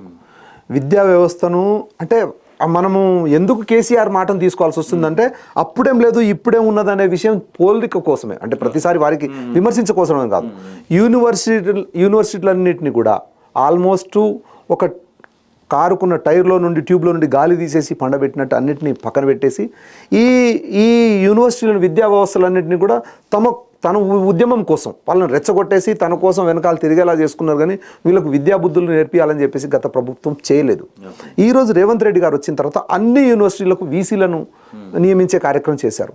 ఎంతమంది టీచర్లను మొత్తం ఓవరాల్గా టీచర్లను చూస్తే 55, అంటే ఒక టీచర్ అని కాదు, అన్ని ఎంప్లాయ్మెంట్స్ చూస్తే 55,000 ఉద్యోగాలను 1 సంవత్సరం కాలంలోనే రేవంత్ రెడ్డి గారు ఇచ్చారు. నోటిఫికేషన్ ఇచ్చి మీరు జస్ట్ ఆఫర్ లెటర్లు ఇచ్చారు అంతేగా? అవి కూడా నీకు ఇస్తా అని చెప్పేసి ఒకరన్నా ఎవరైనా చెప్పొచ్చు, నీకు మధ్యాహ్నం పూట నీకు రావయ్యా, నీకు సాయి నీకు అన్నం పెడతా అని చెప్పేసి నోటి మాట చెప్పేటోళ్ళు 100 మంది ఉంటారు. కానీ బుక్కడు అన్నం పెట్టేటోడు ఒకడు ముఖ్యం. దాని గురించి మనం మాట్లాడదాం. మీరు యూనివర్సిటీల గురించి చెప్తున్నారు కానీ యూనివర్సిటీల గురించి చెప్తున్నారు కానీ నేను గ్రామ స్థాయిలో పల్లెటూళ్ళలో ఉన్న పాఠశాలల గురించి చెప్తున్నా. ఇప్పుడు మీ ప్రభుత్వం నియోజకవర్గానికి ఒక ఇంటిగ్రేటెడ్ స్కూల్ కడతా అంటుంది. ముందు అక్కడ ఉన్న అంగన్వాడీ స్కూల్స్, పడిపోవడానికి సిద్ధంగా ఉన్న స్కూల్స్ సంగతి చూడకుండా ఇంటిగ్రేటెడ్ స్కూల్స్ ఎవరికి కావాలండి? ఇప్పుడు ఖచ్చితంగా ఇంటిగ్రేటెడ్ స్కూల్స్ అనేది నెక్స్ట్ లెవెల్ అనమాట. అంటే ఇప్పుడున్న గ్రామ స్థాయిలో ఇప్పుడు మండలం మొత్తం చీరగొనలేడు కానీ పెళ్ళానికి పుస్తకం ఉన్నాడంటే ఎవరు? అట్లా ఉంది మీ పార్టీ పరిస్థితి. ఇది కరెక్ట్ కాదు. ఇది అంటే విద్యా వ్యవస్థకు ఖచ్చితంగా సరి అని పోయిన 4% కాదండి, పోయినసారి కన్నా బడ్జెట్ పెంచడం జరిగింది. ఈసారి విద్యా వ్యవస్థ కావచ్చు, వైద్య వ్యవస్థ కావచ్చు. వైద్య వ్యవస్థలో మనం ఇప్పుడు ఫర్ ఎగ్జాంపుల్ ఆరోగ్యశ్రీనే ఉందనుకోండి. రాజశేఖర రెడ్డి గారు పేద ప్రజలకు ఒక పేద గుండెకు ఆపరేషన్ అయిపోతే ఎట్లని చేసి ప్రభుత్వం ఉచితంగా ఆరోగ్యశ్రీలో ఆపరేషన్ చేయాలని చెప్పేసి ఏ కళలు అయితే కన్నరో, రాజీవ్ ఆరోగ్యశ్రీ అని చెప్పేసి దానికి పేరు పెట్టిరో, 2013లో ఆరోగ్యశ్రీకి సంబంధించిన రేట్లు, అంటే ఒక హాస్పిటల్కి ఒక సర్జరీకి సంబంధించిన రేట్లు ఏవైతే ఉన్నాయో కనీసం రివిజన్ కూడా కేసీఆర్ గారు తీసుకోలేదండి. రేవంత్ రెడ్డి గారు రాగానే దానికి 5 లక్షలు ఉన్నదాన్ని ఇప్పుడు 10 లక్షలు అని చెప్పేసి, అంటే 1 సంవత్సర కాలంలో ఒక కుటుంబానికి ఒకవేళ అవసరమైతే, అన్ని కుటుంబాలకు అవసరం రాకపోవచ్చు కానీ అవసరమైన కుటుంబానికి 5 లక్షలు ఉన్నదాన్ని 10 లక్షలు చేసేసి అసలు ఆరోగ్యశ్రీ అమలు అవుతుందా అండి? చాలా బాగా అవుతుందండి. ప్రధానంగా మనం ఇప్పుడు మీరు అన్నట్టే ఎన్ని కార్పొరేట్ హాస్పిటల్లో ఆరోగ్యశ్రీ యాక్సెప్ట్ చేస్తున్నారు?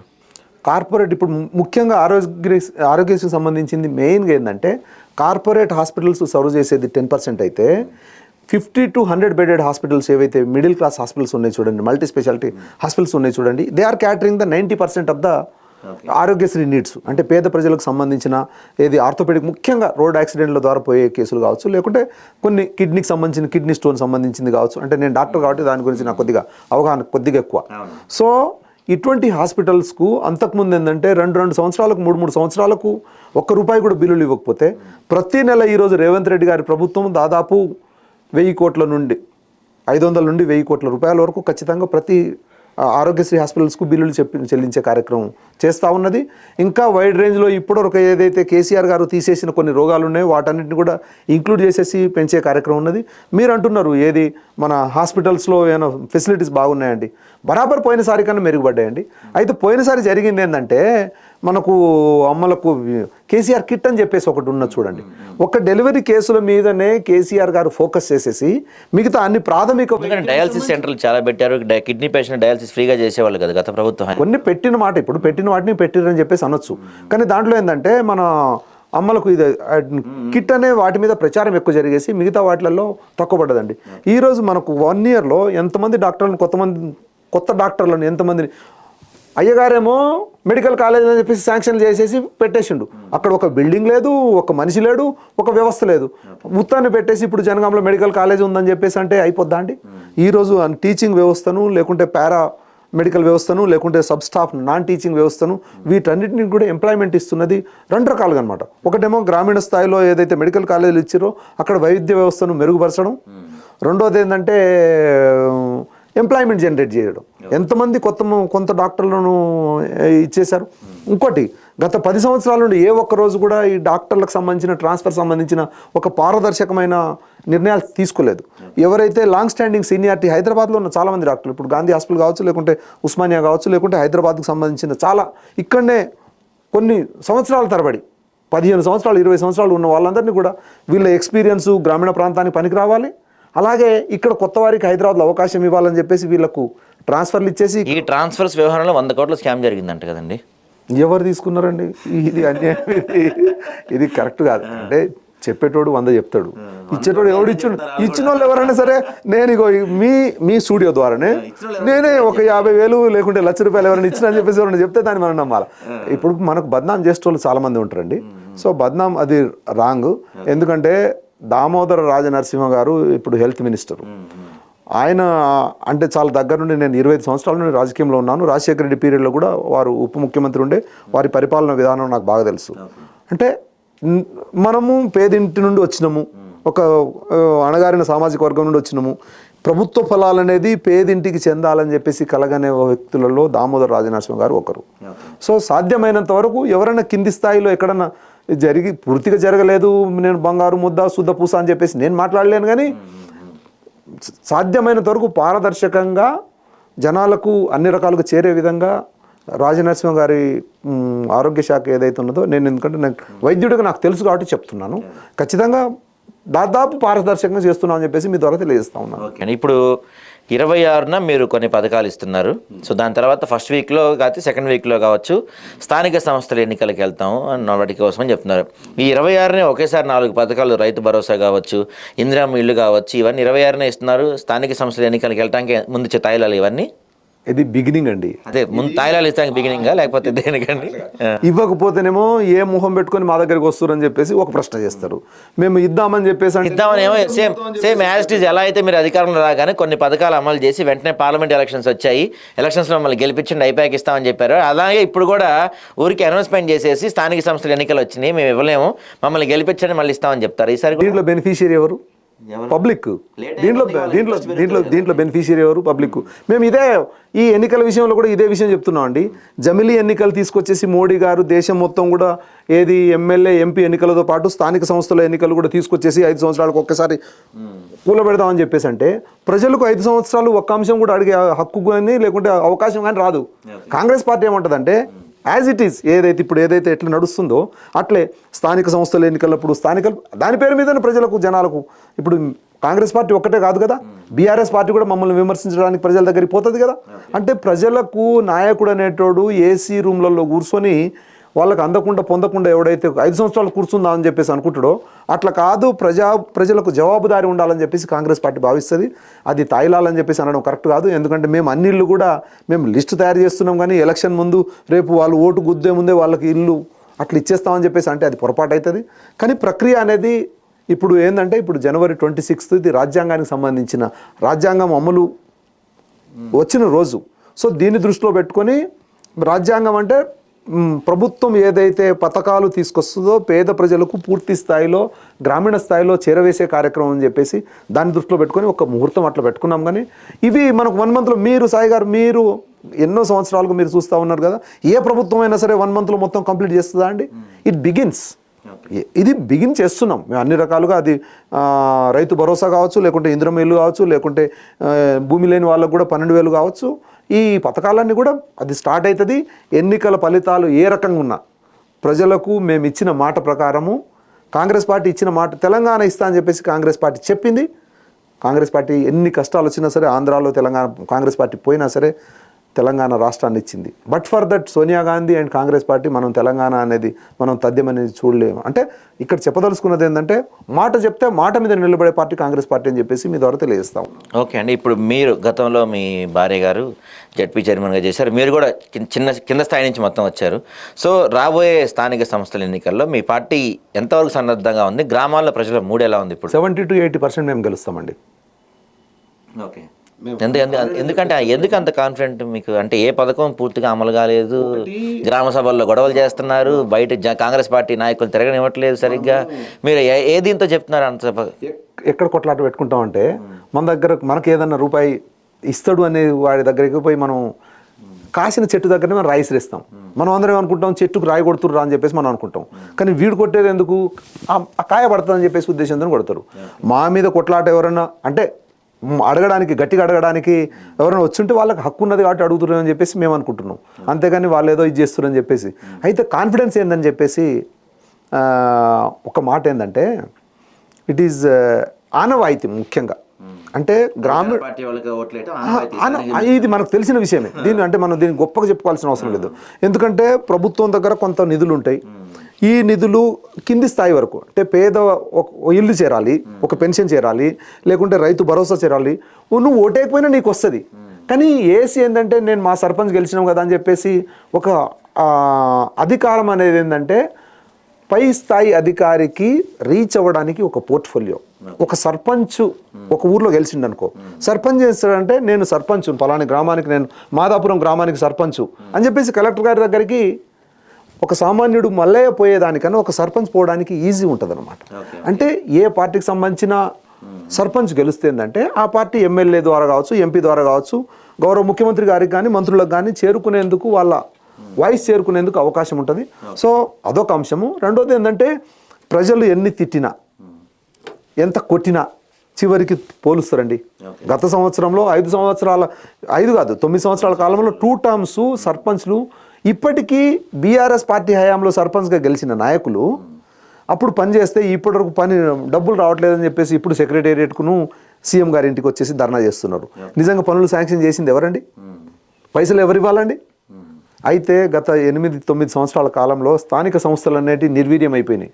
మీరు నమ్మండి నమ్మకపోండి, ఒక్కొక్క సర్పంచ్కు ఎంపీటీసీకి అధికారికంగా మనం ప్రభుత్వానికి చూపించే లెక్కలు పావులైతే వీళ్ళు ఒక్కొక్క గ్రామ పంచాయతీకి 5 నుండి 20 లక్షల రూపాయలు ఖర్చు పెట్టుకున్నారు. వీళ్ళు ఆత్మహత్యలు చేసుకున్నారు. ఏది ఆ కనీసం పెట్టిన పెట్టుబడిలో పెట్టుబడే ఇది. రాజకీయం అంటే ఆ అడ్డగోలుగా డబ్బులు ఖర్చు పెట్టినప్పుడు పెట్టుబడే. ఒకవేళ నువ్వు పైసలు ఏం ఖర్చు పెట్టకుండా రాజకీయానికి పోతే అది ప్రజాసేవ కోసం నువ్వు నమ్మకంగా నువ్వు వచ్చినావు, ప్రజలు నీకు ఓటేసారని చెప్పేసి అనొచ్చు. ప్రతి ఒక్కరు జనాలు డబ్బులకు ఆశపడుతున్నారు, ఈయన కూడా ఇచ్చేందుకు తయారవుతున్నాడు. అంటే రాజకీయాన్ని వ్యాపారంగా మారుస్తే ఆ వ్యాపారంలో ఒక్క రూపాయి కూడా రాకపోతే బీఆర్ఎస్ ప్రభుత్వ హయాంలో ఆత్మహత్యలు చేసుకునే సర్పంచులు, ఎంపీటీసీలు, జడ్పీటీసీలు చాలామంది. అంటే వ్యవస్థ మీద, గ్రామీణ పరిపాలన వ్యవస్థ మీద, లోకల్ బాడీస్ మీద పూర్తిగా నమ్మకం పోయేలాగా చేసింది మనం గౌరవ మాజీ ముఖ్యమంత్రి కేసీఆర్ గారు. ఈరోజు అట్లా కాదు, బరాబర్ గ్రామీణ ప్రాంతంలో ఏదైతే ఇందిరమ్మ కళలు ఏదైతే గ్రామ స్వరాజ్యం అని చెప్పేసి ఏదైతే ఉన్నదో దాన్ని తూచా తప్పకుండా మేము పాటించేందుకు మేము ముందుకు పోతున్నాం. ప్రజలు కూడా దీన్ని విశ్వసిస్తారు. బీఆర్ఎస్ పార్టీ కేటీఆర్ గారు వారి మాటలు నమ్మేసి పుసుక్కున వేరే పార్టీకి ఓటేసినా సరే మరి వాళ్ళు ఏం చెప్పదలుచుకుంటారో నాకు కూడా తెలియదు, కానీ కాంగ్రెస్ పార్టీకి ఓటేస్తారు, నమ్ముతారు అని చెప్పేసి నమ్మకం ఉంది అని చెప్పేసి నేనైతే భావిస్తా ఉన్నాను. ఓకే, అయితే మీరు ఇందాని చెప్తున్నారు కాంగ్రెస్ పార్టీ ఇచ్చిన మాట తప్పదు, అందరినీ ప్రజలందరికీ మేము సంతోషపెడతామని చెప్తున్నారు. ఇన్ని మాటలు చెప్తున్నారు కదా, మీ బంజారా ఓట్ల వల్లే మేము చాలా చోట్ల గెలిచాము, మీ వల్లే మేము అధికారంలోకి వచ్చామని సాక్షాత్తు రాహుల్ గాంధీ ఉన్నప్పుడు రేవంత్ రెడ్డి, రాహుల్ గాంధీ చెప్పారు. మరి ఎందుకు క్యాబినెట్లో ఎక్కడ మీ బంజారాలకు ఒక్క స్థానం కూడా లేదు? అంటే ఊరికి ఎలక్షన్స్ వరకు అవసరం, తర్వాత మీ అవసరం లేదా? ఇంకా క్యాబినెట్లో మాకు స్థానం ఇస్తేనే మాకు గౌరవించినట్లు, లేకుంటే లేదు అని చెప్పేసి అంటే అంత న్యార దృష్టితో ఆలోచించాల్సిన అవసరం లేదు. పోనీ సరే, క్యాబినెట్ పక్కన పెడితే కాంగ్రెస్ పార్టీ వచ్చిన తర్వాత ప్రత్యేకంగా మీ బంజారా జాతి వాళ్ళ కోసం ఏమన్నా చేసిందా? అంటే ఇప్పుడు ఒక వర్గానికి ఈ వర్గానికే చేసిందా అంటే ఇప్పుడు యాదవ్ వర్గానికి చేసిందా, లేకుంటే గౌడ వర్గానికి చేసిందా, లేకుంటే పద్మశాలి వర్గానికి చేసిందా అని అట్లా మన కులాల వారికి చూస్తే, కానీ ఈ వర్గం ఓట్ల వల్లే గెలిచామని చెప్పుకున్నారు కదా, అది మాకు గౌరవం చాలా. అంతేనా? ఇంకా అది మాకు గౌరవం. మీకు ఒక వ్యవస్థను మార్చిన చరిత్ర ఎవరు అంటే బంజారాలని చెప్పేసి రాహుల్ గాంధీ గారే చెప్పారంటే, అంటే బంజారాలకు రాజకీయ చైతన్యం ఉన్నది, వీళ్ళను మనం వదులుకోవద్దు అనే సంగతి రాహుల్ గాంధీ గారికి తెలియదా? రేవంత్ రెడ్డి గారికి తెలియదా? ఖచ్చితంగా మాకు ఇంకా 4 సంవత్సరాల కాలం ఉన్నది. బరాబర్ మా సామాజిక వర్గానికి కూడా అంటే ఇప్పటికీ అన్ని పథకాలు, ఫర్ ఎగ్జాంపుల్ ఇప్పుడు రుణమాఫీ జరుగుతుందండి, బంజారా సామాజిక వర్గానికి సంబంధించిన రైతులు లేరా? ఇప్పుడు పెన్షన్ల పథకం ఉందండి, దానికి సంబంధించిన రైతులు లేరా? లేకుంటే వేరే ఇప్పుడు విద్యా వ్యవస్థ ఉందండి, హాస్టళ్లకు సంబంధించిన ఇప్పుడు సన్న బియ్యం పెడదామని చెప్పేసి అనుకున్నారు, దాంట్లో బంజారా బిడ్డలు లేరా? ఇప్పుడు అధికారులు ఉన్నారు, పోలీస్ వ్యవస్థలో చాలా మంది బాసులు ఉన్నారు, బంజారా బిడ్డలు బాసులు ఉన్నారు, మెడికల్ వ్యవస్థలో చాలా వాటిల్లో ఎలాగో ఉన్నారు, అధికారంలో లేరు కదా, అధికారం పంచుకోవట్లేదుగా. మీరు ఎక్కడ కూడా ఆలోచిస్తున్నారు అనే సంగతి నాకు అక్కడక్కడ వినిపిస్తా ఉన్నది. ఈ ఎక్స్పాన్షన్లో కూడా బహుశా మా రేవంత్ రెడ్డి గారు ఆలోచిస్తారేమో.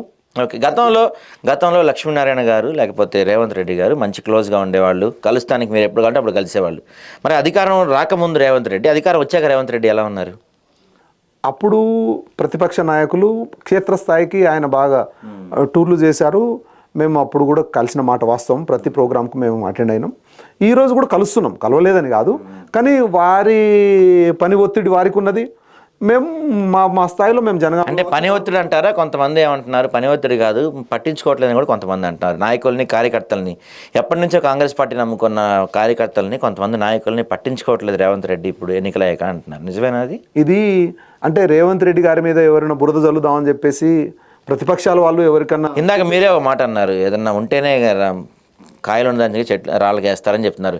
ఇక్కడ కూడా ఏమీ లేకుండా ఊరికే బురద చల్లుతారా? ఏమన్నా ఉందేమో కదా? బురద చల్లుతారండి, తెల్లగా ఉన్నోడి మీద తెల్ల చొక్క ఇది ఎంత బాగా అనిపిస్తున్నది, ఇది కూడా మాలాగా నల్లగానే ఉండాలని చెప్పేసి బురద జల్లే సమాజం ఈరోజు బాగున్నది. ఓకే, అంటే ఏ మార్పు లేదు. అప్పుడు ఎలా ఉన్నాడు రేవంత్ రెడ్డి, ఇప్పుడు అలానే ఉన్నాడు. ఇప్పుడు బాగా బిజీ అయ్యారు అంత మటుకు మాత్రం. అంటే పరిపాలన విషయం కావచ్చు, అధికారులతో కావచ్చు, లేకుంటే ఇప్పుడు నిన్ననే వెళ్ళారండి, దావోస్కి వెళ్ళారు. 1,70,950 కోట్ల రూపాయల పెట్టుబడి, అంటే ఈ తెలంగాణ ప్రాంతాన్ని అభివృద్ధి చెందేందుకని చెప్పేసి ఇంత పెట్టుబడి కోసం అక్కడ. అంటే ఇప్పుడు స్థూలంగా చూసినప్పుడు ఇప్పుడు అడగంది అమ్మాయినా పెట్టదండి. మనం మన ఇంటికానే కూర్చొని ఉంటాము, మనం అన్నీ తయారు చేసి పెడతాము, మన దగ్గరికి వచ్చేసి ఎవరైనా పెట్టుబడి పెట్టాలంటే రారు. సో ఎక్కడైతే మనకు లిఫ్ట్ చేసే అవకాశం ఉందో వారిని మనం గుర్తించాలా, వారిని మనం ఆహ్వానించాలా. అందులో ప్రయత్నంలో భాగంగా ఫర్ ఎగ్జాంపుల్ 4 రోజులు దావోస్లో వెళ్ళిపోయారంటే 4 రోజులు ఏ కాంగ్రెస్ కార్యకర్త కూడా ఆయన దొరకరు కదా. సో దీన్ని నెగటివ్గా చూస్తే ఏంటంటే అట్లా అది కరెక్ట్ కాదు. సో ఆయన భౌతికంగా లేకపోయినా సరే మా బంజారా సామాజిక వర్గం గురించి కానీ, లేకుంటే సీనియర్ కాంగ్రెస్ కార్యకర్తల గురించి కానీ, సీనియర్ లీడర్ల గురించి కానీ ఆలోచిస్తున్న మాట అయితే వాస్తవం నేను గమనిస్తూ ఉన్నాను. ఓకే ఓకే, మీరు పర్టికులర్గా మీరు జనగామ జిల్లా కోసం ఉద్యమమే చేశారు, అరెస్ట్ అయ్యారు. సో జనగామ జిల్లా సాధించుకున్నారు. సో మరి ఈ జిల్లాలో మీరు అనుకున్నట్టు అభివృద్ధి జరుగుతుందా మీ పార్టీ వచ్చిన తర్వాత? మీరు కోరుకున్నవన్నీ వచ్చినాయా? యాక్చువల్లీ మీరు ఒక మంచి ప్రశ్న వేశారు. జనగామ జిల్లా ఏర్పాటు అనేది అంటే ఈ అభివృద్ధి సంబంధించిన అంశం ఒక వంతు అయితే, చరిత్రలో జనగామ అనే పేరు జిల్లాల లిస్టులో ఉండాలనేది మా జనగామ బిడ్డలు చాలామందిగా అన్నారు. కానీ నేను బియాండ్ ఆల్ లిమిట్స్ నేను కలగన్నాను. ఈ జనగామ జిల్లా ఏర్పాటు కోసం చెప్పేసి నేను 15 రోజులు జైలుకు పోయినా. ఈ జనగామ జిల్లా ఏర్పాటు కోసం 8 రోజులు అమర నిరాహార దీక్ష చేసిన. అంటే నా టీం, నేను ఒక్కని కాదు, మేము జైలుకు పోయిన దాంట్లో దాదాపు 25-30 మంది ఉన్నాము. ఈ నిరాహార దీక్ష చేసిన దాంట్లో మేము దాదాపు 11-12 మంది మేము ఉన్నాము. లాస్ట్కి ఒకవేళ జిల్లా రాకపోతే ఏమైనా టవర్ ఎక్కుదామా అనే అంశం కూడా నేను అంత మొండిగా ఆలోచించిన. దానికి కారణం ఈ అభివృద్ధి కేవలం దీన్ని ఒకటి దృష్టిలో ఉంచుకొని కాదు. ఇప్పుడు గతంలో ఆంధ్రప్రదేశ్లో ఎన్ని జిల్లాలు ఉన్నాయని చెప్పేసి మనం అనుకున్నప్పుడు 23 జిల్లాల పేర్లు చదివేది. అంటే ఇప్పుడు అనంతపురం జిల్లా ఉందండి. అనంతపురంలో హిందూపురం అని చెప్పేసి ఒక పెద్ద సిటీ కూడా ఉంటుంది. కానీ అనంతపురం కాడికి వచ్చేసరికి జిల్లాల పేర్లు చదివినప్పుడు హిందూపురం పేరు ఎవరు చదవరు. నా జనగామ, ఎందుకంటే నాకు తల్లి లాంటి జనగామ లిస్టులో ఉండాలని చెప్పేసి కలగన్న వాళ్ళలో నేనే మొదటి వ్యక్తిని నేను చెప్పుకుంటా. ఎవడన్నా ఒప్పుకోకపోయినా నాకు తెలియదు. అందరం ఫైట్ చేసినాం, మేము జనగామలో అడవులకు ఫైట్ చేసినాం. కానీ నేను అంత మొండికి దానికి ఫైట్ చేసిన మాట వాస్తవం. అయితే అభివృద్ధి అనేది నిరంతర ప్రక్రియ. జిల్లా ఇచ్చిన కేసీఆర్ గారు కూడా ఉత్తనే జిల్లా ఒకటి అని చెప్పేసి ఆయన ఇవ్వలేదు. First of all KCR Jangaon జిల్లాను కేసీఆర్ ఇవ్వలేదు. జనగామ బిడ్డలు కొట్లాడి సాధించుకున్న ఒకే ఒక జిల్లా, ప్రజలు కొట్లాడి సాధించుకునే జిల్లా ఒకే ఒక్క జిల్లా జనగామ జిల్లా. ఆ రోజు ఆయన విస్మరించిండు. కానీ రేవంత్ రెడ్డి గారు ఖచ్చితంగా ఇప్పుడు మాకు జనగామకు ఔటర్ రింగ్ రోడ్డు, ఒక బైపాస్ ఒకటి, అంటే దాని వైశాల్యం పెరిగే విషయం కావచ్చు, లేకుంటే స్థానికంగా చుట్టుపక్కల వాళ్ళు వచ్చేసి అక్కడనే నివసించే విషయంలో కావచ్చు, ఇప్పుడు అండర్ గ్రౌండ్ డ్రైనేజ్ సంబంధించిన ఒక మాస్టర్ ప్లాన్, జనగామ సంబంధించిన ఒక మాస్టర్ ప్లాన్ సంబంధించింది మొన్ననే మా కలెక్టర్ గారు డ్రోన్ ద్వారా మొత్తం సర్వే చేశారు. సో డెవలప్మెంట్ జరుగుతున్నది. కానీ నేను ఏదైతే కోరుకున్నానో జనగామ జిల్లాల లిస్టుల పేరులో జనగామ ఉండాలని చెప్పేసి నేను మొండిగా కోరుకున్నాను, అది వచ్చింది. దానికి నేను ఇక లైఫ్ టైం అచీవ్మెంట్ అని చెప్పేసి నేను భావిస్తాను. ఓకే అండి, మీరు 25 సంవత్సరాల నుంచి, ఫస్ట్ క్వశ్చన్ యాక్చువల్ అడిగింది మిమ్మల్ని అదే, 25 సంవత్సరాల నుంచి మీరు కాంగ్రెస్ పార్టీ నమ్మకంగా ఉన్నారు. ఎంతోమంది పార్టీలు మారారు, ఎంతోమంది ఎటెటో వెళ్ళిపోయారు, రకరకాలు జరిగింది. ఇప్పుడు మీ ప్రభుత్వం అధికారంలోకి వచ్చింది. మీ ప్రభుత్వంలో బంజారాలకు ఎటువంటి ఇది లేదు, రిప్రజెంటేషన్ లేదు. కనీసం ఈ 4 ఏళ్లలో అయినా పర్టికులర్గా మీకు కాంగ్రెస్ పార్టీ గుర్తించేదంటే రిప్రజెంటేషన్ ఇవ్వకపోయినా సరే మీరు పార్టీలో ఉంటారా, బయటకు వచ్చేస్తారా? మీరు అంటే చెప్పిన మాట వాస్తవం. 25 years ఆఫ్ సీనియారిటీ నేను కాంగ్రెస్ పార్టీలో ఉన్నాను. నాకన్నా సీనియరు మా బంజారా సామాజిక వర్గం నుండి, అంటే చాలామంది ఉన్నారులే, కానీ ఒక పెద్ద స్థాయి రాష్ట్రంలో ఒక పేరున్న లీడరు మా రెడ్డి నాయకుండే. ఆయన బీఆర్ఎస్ పార్టీకి వెళ్ళిపోయిన తర్వాత ఇప్పుడు కాంగ్రెస్ పార్టీ నుండి 25 సంవత్సరాల సీనియర్ మోస్ట్ ఒక జిల్లా పరిషత్ చైర్మన్ చేసి పార్టీని నమ్ముకొని ఉన్న వ్యక్తులలో ఎవరంటే ధన్వంతి లక్ష్మీనారాయణ. మా మిస్సెస్ ధన్వంతి సీజే జిల్లా పరిషత్ చైర్మన్ ఫ్రమ్ 2006 to 11 పీరియడ్లో జడ్పీ చైర్మన్ చేశారు. దాని తర్వాత మాకు వేరే పార్టీల నుండి కూడా సందర్భానుసారంగా మంచి స్థాయికి పోస్ట్ ఇస్తామని చెప్పేసి మాకు ఆఫర్లు వచ్చిన మాట వాస్తవం. కానీ మాకు కాంగ్రెస్ పార్టీ ఏంటంటే వేరే వాళ్ళు మాకు ఆఫర్ ఇచ్చిరంటే అర్థమైంది మేము జడ్పీ చైర్మన్గా గుర్తింపబడ్డాము కాబట్టే కదా మాకు ఆఫర్ వచ్చింది. సో కాంగ్రెస్ పార్టీ ఇచ్చిన గుర్తింపుతోని వేరే పార్టీలు మళ్ళీ ఏదో బెనిఫిట్ అవుదామనే ఆ నేరో ఆలోచన అయితే లేదు.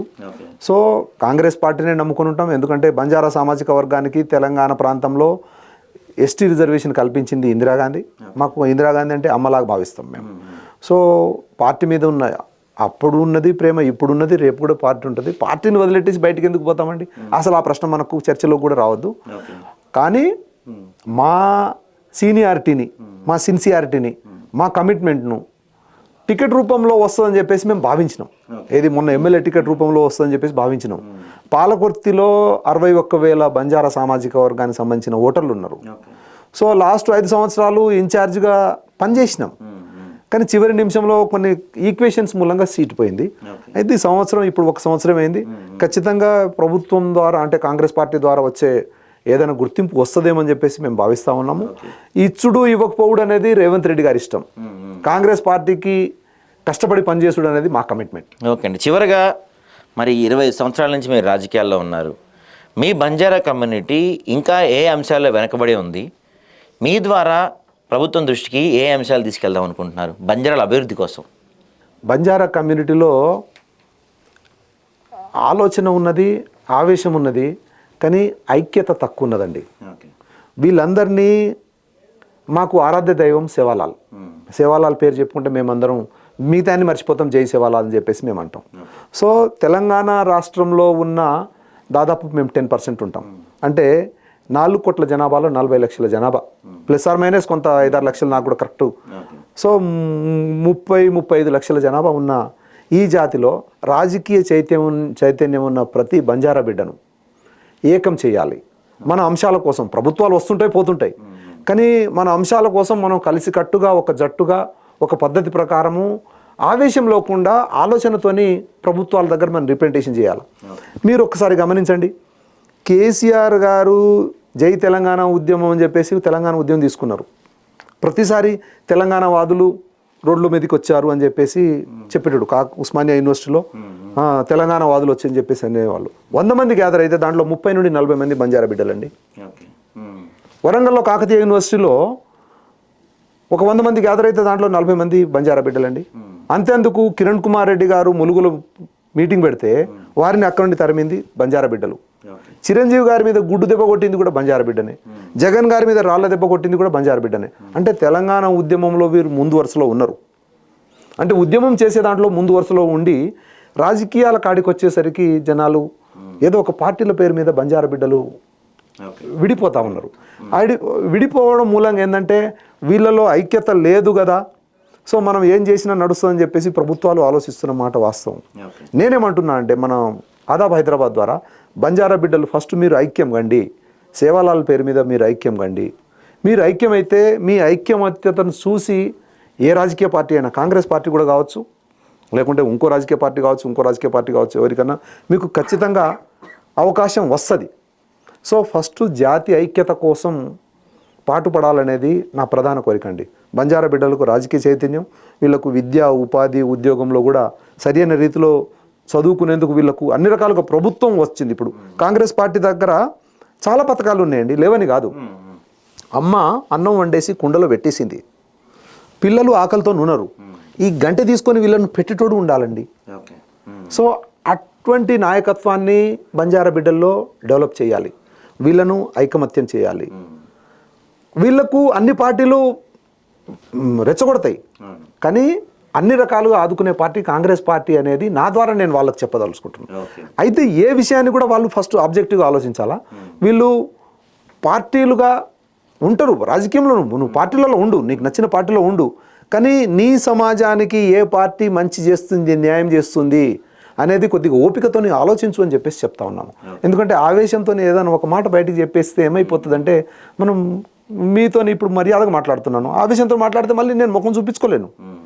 సో నువ్వు కాంగ్రెస్ పార్టీ కోసం కష్టపడ్డావు, రాహుల్ గాంధీ గారే ఒప్పుకున్నారు, రేవంత్ రెడ్డి గారే ఒప్పుకున్నారు.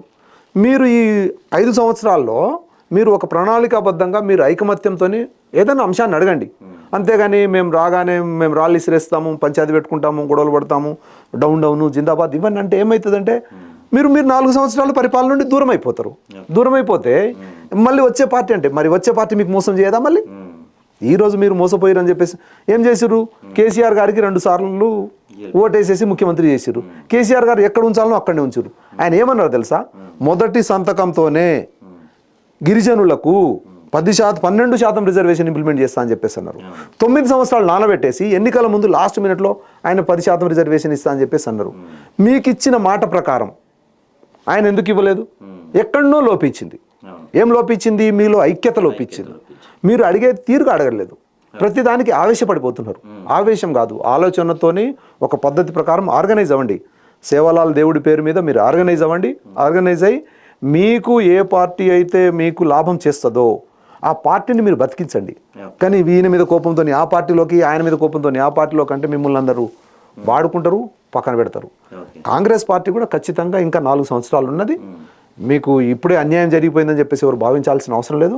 బరాబర్ కాంగ్రెస్ పార్టీ కూడా మీ అంశాలన్నింటినీ కూడా పరిశీలిస్తుంది, మీలో నాయకత్వాన్ని కూడా అభివృద్ధి చేస్తుంది. ఎందుకంటే నేను ఒక్కనే కాదు కదా, రాష్ట్రం మొత్తంలో నేను ఒక్కనే కాదు కదా. ఎవరు సమర్థుడైతే ఉంటాడో, ఈ జనాలందరినీ ఎవరైతే గ్యాదర్ చేస్తారో, ప్రభుత్వ పథకాలను ఎవరైతే ప్రాపర్లీ ప్రజలకు చేరవేస్తారో అటువంటి నాయకుడిని చూసేసి రేపు మంత్రి పదవి కూడా కాంగ్రెస్ పార్టీ ఇవ్వచ్చు. సో వారి ద్వారా ప్రభుత్వంలో ఉన్న ఫలాలన్నీ వాడుకోవాలి, ఐకమత్యంతో ముందుకు పోవాలి.